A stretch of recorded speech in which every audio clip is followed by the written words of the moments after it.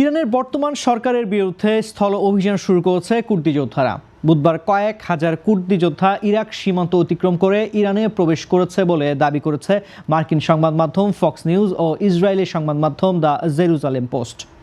মার্কিন ও ইসরায়েলি কর্মকর্তাদের বরাত দিয়ে সংবাদ মাধ্যমগুলো জানিয়েছে, ইরান সরকারের ওপর চাপ সৃষ্টি ও দেশটির নিরাপত্তা বাহিনীকে বিভিন্ন প্রান্তে ছড়িয়ে দেওয়ার লক্ষ্যেই এই সাময়িক অভিযান শুরু করা হয়েছে। তবে ইরাকে কুর্দিস্তানের এক উচ্চপদস্থ কর্মকর্তা এই অভিযানে ইরাকে কুর্দিদের অংশগ্রহণের বিষয়টি জোরালোভাবে অস্বীকার করেছেন। একমাত্র স্মার্ট সিটি বসুন্ধরা, আধুনিকতায় এক ধাপ এগিয়ে।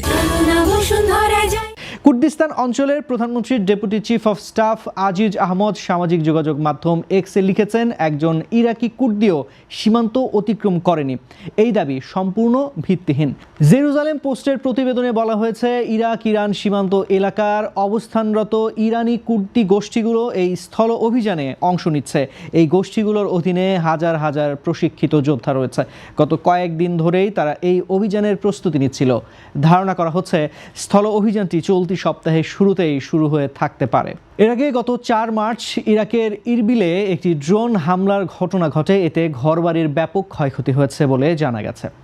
এর আগে 3রা মার্চ কয়া জেলায় কুর্দিস্তান ডেমোক্রেটিক পার্টি অফ ইরানের ক্যাম্পে আন্তঃসীমান্ত হামলা চালিয়েছিল ইরান। মূলত ওই হামলার পর থেকেই সীমান্তে উত্তেজনা চরম আকার ধারণ করে।